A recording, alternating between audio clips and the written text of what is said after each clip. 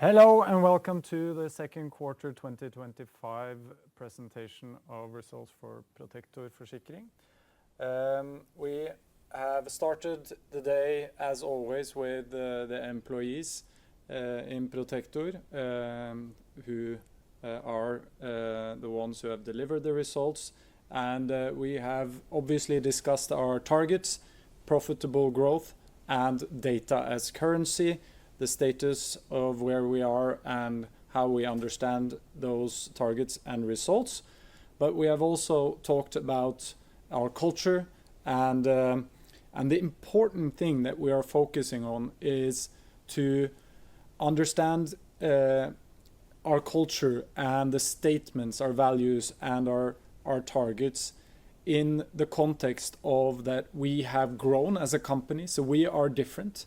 We are in different phases in different countries and in different areas of the business, but also that the world around us is changing. So we need to redefine and re-understand what it means to be credible in the different roles around, and invest time in really continuing developing that culture in the company. Because as I said, it is all of those 650 people who have created 84.9% combined ratio in the second quarter and a growth of 16% in local currencies, and together with the investment result that has become 8.7 Norwegian kroner per share. Other highlights in the quarter is the rating that we have released previously, so that is old news, but there are some effects of it. We have previously said that we get access to enough risks and enough volume without an A rating, but the upgrade gives us access to some more business, and in particular in some of the newer segments that we are looking into in the UK and potentially also in France. In addition to that, some of the clients who have not come our way and not had a very strict requirement on rating, they don't really have an excuse anymore. So, but mostly this is about that we get what we think we deserve over time, and that in the larger markets there are some clients who have assets that are financed by banks who require A-rated insurance companies. So then, such as the real estate market in the UK, and then we get access to larger part of that real estate market.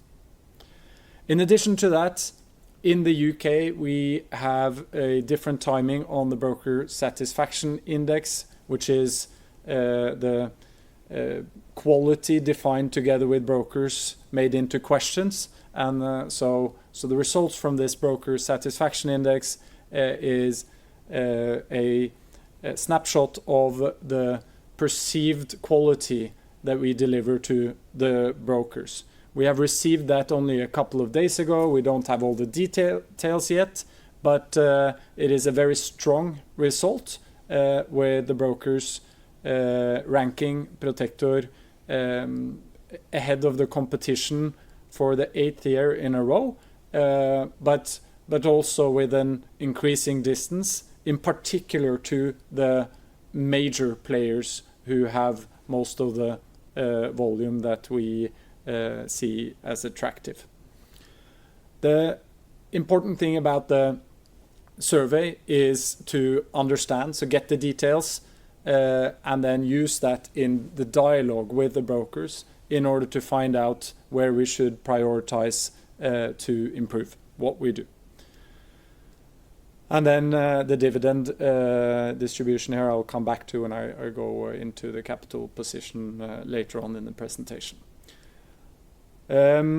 As always, I forget to do what I'm told to do. So Amund always tells me to say that or remind you that you have to ask questions during the presentation.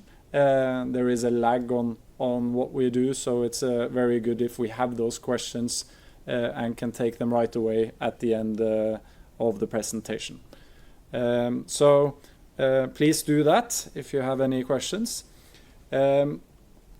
On the volume side, the second quarter is a lot about 1st of April in the UK and 1st of April in public sector UK. We've already said what that result was when we presented the quarter one figures. And then something has obviously happened after that, and it is slightly stronger than what the result was on 1st of April. For the UK in particular, we did say in quarter one that the volume was slightly lower than what the underlying reality was due to change of inception dates from quarter one to quarter two and quarter three. So some of that has come in quarter two, obviously, and that increases the volume and is more of a technicality. It didn't belong to quarter two previously. So that's not growth in that sense. That's a small part of it. We said that it was 3.8 million pounds that had moved, and 2/3 of that has moved to quarter two. So then you can figure it out yourself. Other than that, in the UK business, we have gained some momentum in the mid-market, the smaller clients. We have had the focus on larger clients from the beginning in commercial sector UK. And then we have set up an initiative on the smaller clients. We've gained some momentum there. And we still have a strong renewal situation in the UK in spite of a continuous softening market, which we have talked about before, and there is no change in that. It continues to soften, in particular on the property side, but also on motor and liability. In the Nordic countries, there is some volatility with fairly small volumes for the quarter, but in the growth, but it is very strong in Denmark due to some momentum on new sales, in particular on the motor side, done with the same methodology as we have done in Sweden for many years and that we use in the company, so analytical fact-based approach. So it's good to see that the market is more rational on the motor side in Denmark, but obviously a very small quarter and small numbers. And then in Sweden we have good renewals and some new sales, gaining some momentum there as well, with in particular the motor market continuing to look fairly rational, whereas the property market, we've even lost some of our existing clients, so we have some churn on the property side due to what at least we deem to be irrational pricing. In Norway there has been very little volume out in the market, but we have strong renewals, so very low churn in the quarter. So on the volume side, it is a continuous price increase game on the portfolio to counter claims inflation, and we have low churn, and that gives us a high renewal rate, as you can see. The most important always is about the profitability and the claims development, and that is a strong result for quarter two and the first half year. And if you adjust for large losses and runoff and compare the two, the underlying realities are stronger than what they were in 24. So there is an improvement there of particular elements in the result. You can see that on the UK result here, the gross figures are very different from the net figures, and that has to do with very few number of large claims from previous years that have been adjusted up on the liability side. So there is a run-off loss where the majority is with reinsurers and not for our own account. And then on the net side, you see an improvement on the UK side. And that is in spite of that the large losses come from UK and Norway in the quarter. When so Sweden and Denmark have no or very little large losses, and when it comes to the runoff situation, that is in all countries except for Denmark, and on the product side it comes mainly from the property, and on motor we have some reserve losses, and motor is in general still the product where we have some need for price increases above inflation or corrections, and that is in particular in Norway and the UK, where there are two different situations. In Norway there is a frequency development and a higher claims inflation than the rest of the countries, which you have seen from some of our competitors as well. So you need to do more price increases in the Norwegian market, and in the UK it is about a lag from previously in longer contracts that we wrote a while back. So it takes some time to get into where we want to be there. If we look at the historical picture on large loss and runoff, it is important, I think, for me to say that even though the period we show here, which is IFRS numbers, so it's not a coincidental period, it's what we have restated or delivered on IFRS standard, is at 6% large losses. That's not a normalized situation necessarily. So I would say that in this period we have had lower than a normalized large loss share. If this continues for a very long time, then you can come back and ask me that question again. But I would say it is higher than what you see here. And on the runoff side, I think it shows that best estimate is what we are looking at, and you can see that even though there is volatility between the quarter, and that is absolutely true when we look at country by country overview. And the only thing I haven't commented on as per normal on the profitability side is the cost, and you can see the cost here, and it is increasing from relative to 24, but there are some elements that you could argue are one-off. So we have talked about a long-term bonus scheme which is connected to the share price, and the share price has increased a lot, and for both Q2 and the first half year, if you adjust for that, you get close to the figure in 24.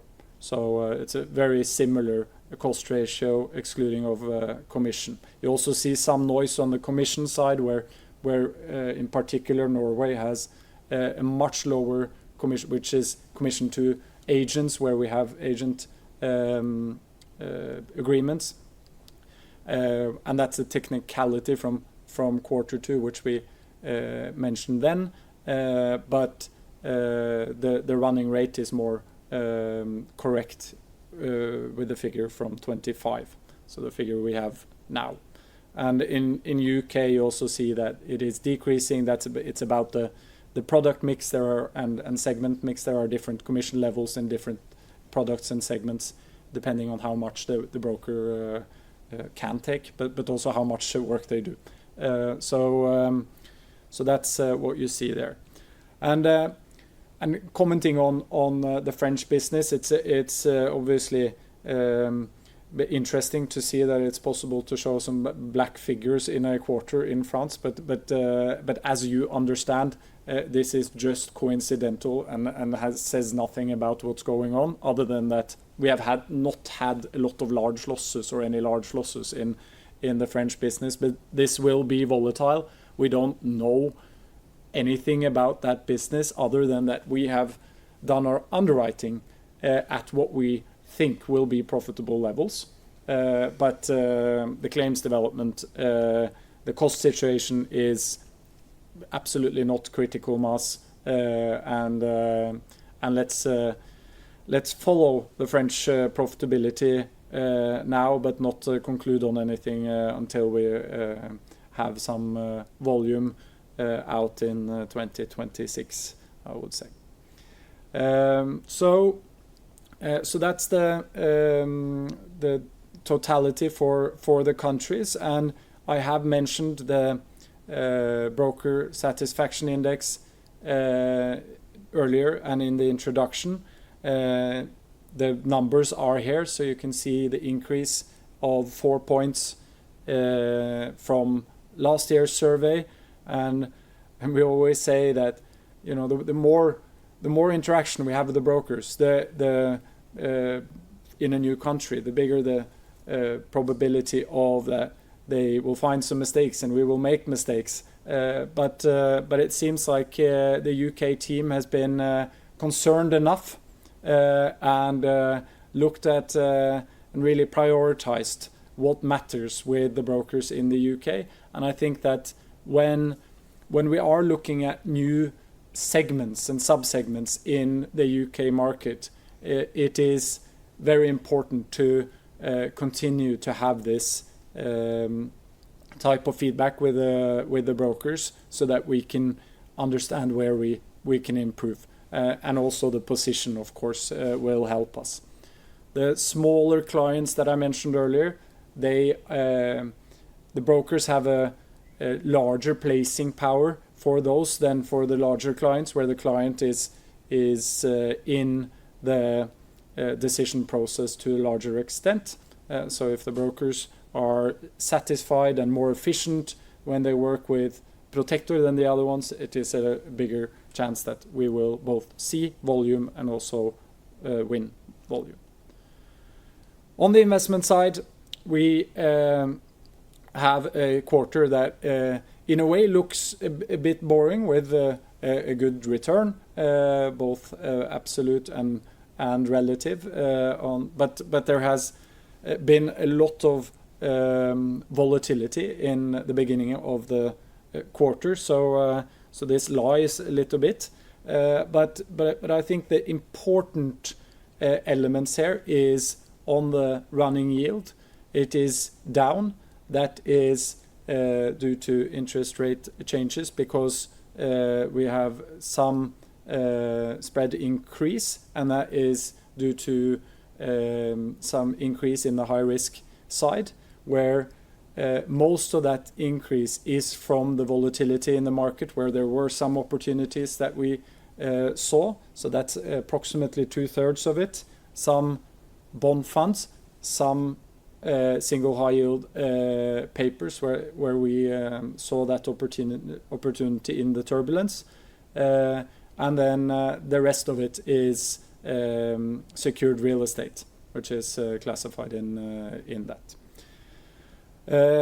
So the assets under management grow by 9% since end of quarter one, and the equity side has delivered good absolute and relative return, and there has been some changes in that portfolio, but end of quarter, not a lot of change, and still a portfolio we believe in the future return on.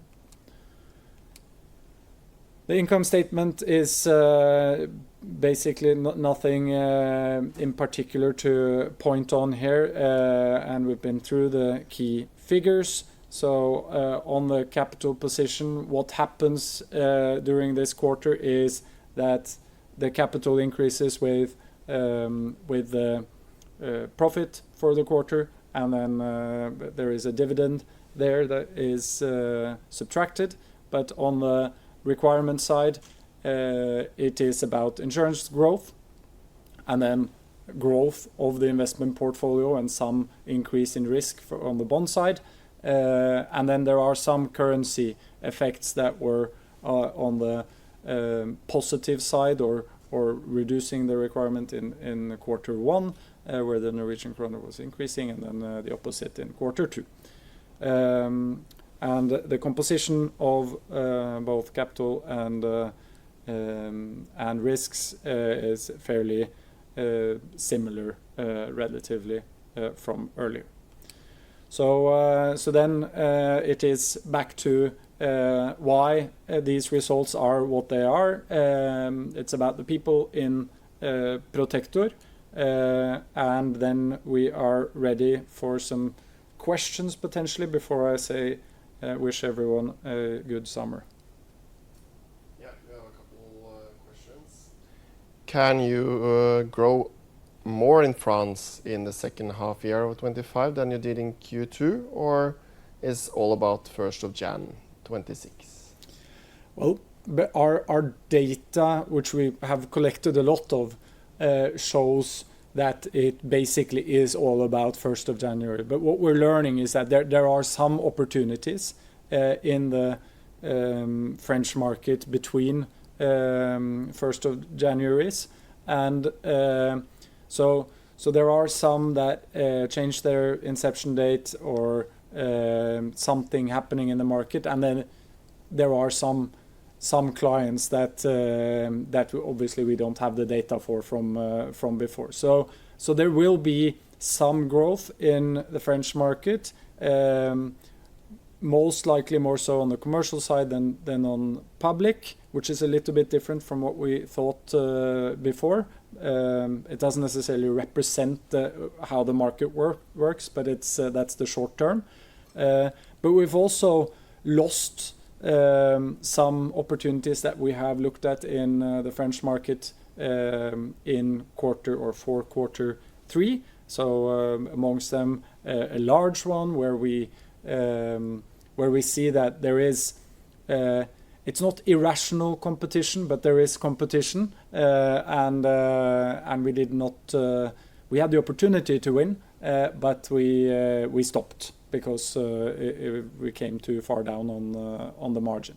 So there you may see some growth in the third and fourth quarter, but the absolute large one is 1st of January. That's what we should focus on, and we know that there is a large pipeline and many opportunities for 1st of January. What comes out of it is a different question, because I don't think we have any accurate view on the competitive situation in France at the moment.